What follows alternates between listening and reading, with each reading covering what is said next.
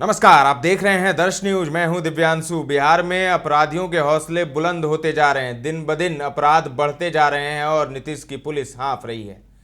ताजा मामला कटिहार का है, जहां कटिहार नगर क्षेत्र के डीएस कॉलेज के बॉयज हॉस्टल में देर रात एक युवक को गोली मारकर घायल कर दिया गया।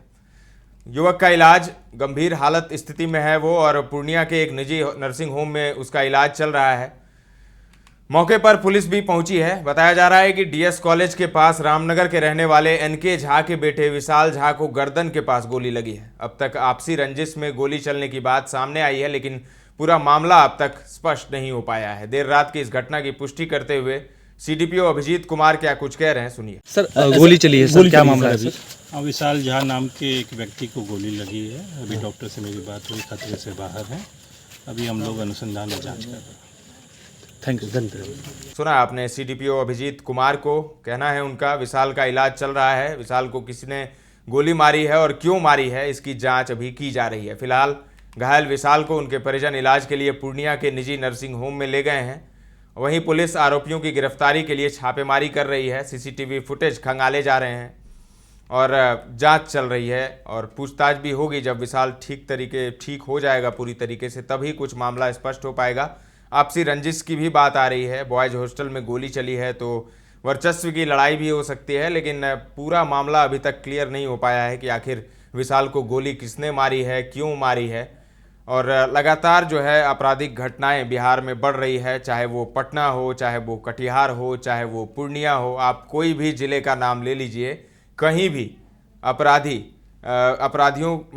लगाम में नहीं है। अपराधी खुलेआम वारदात को अंजाम देते हैं, हथियार लहराते हुए निकल जाते हैं। अभी आपको मामला बताते हैं, एक राजधानी पटना का ही मामला है, जहां आरजेडी विधायक की पत्नी के गले से चेन छीन लिया गया। अपराधियों ने दिन दहाड़े अटल पथ पर इस वारदात को अंजाम दिया और आप इसी से अंदाज़ा लगा सकते हैं, जब राजधानी पटना में एक जनप्रतिनिधि की पत्नी सुरक्षित नहीं है तो फिर आम लोगों की क्या बिसात है। तो ऐसे में सवाल उठ रहा है नीतीश की पुलिस पर, नीतीश सरकार पर। विपक्ष भी लगातार सरकार को निशाने पर लिए हुए है। डीजीपी भी चले गए हैं, आरएस भट्टी, सुपर कॉप आरएस भट्टी, उनकी विदाई हो गई है। अब वो सीआईएसएफ के डीजी बन गए हैं। अब बिहार का नया डीजीपी कौन बनेगा, ये भी देखने वाली बात होगी, क्योंकि जो नया डीजीपी बनेगा उसके कंधों पर भी बहुत बड़ी जिम्मेदारी होगी। बहुत दबाव में आरएस भट्टी ने अपना जो है वो पद छोड़ा है।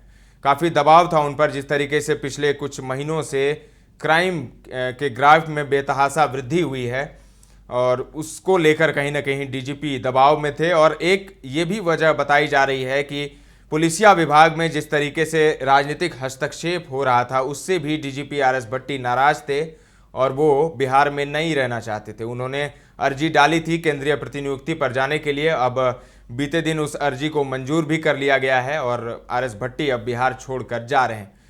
तलाश तेज है। अब कौन नया डीजीपी बनेगा बिहार का, ये देखने वाली बात होगी। लेकिन कोई भी डीजीपी बने, मुख्यमंत्री तो वही रहेंगे और गृह विभाग और सामान्य प्रशासन विभाग भी उनके ही पास रहेगा।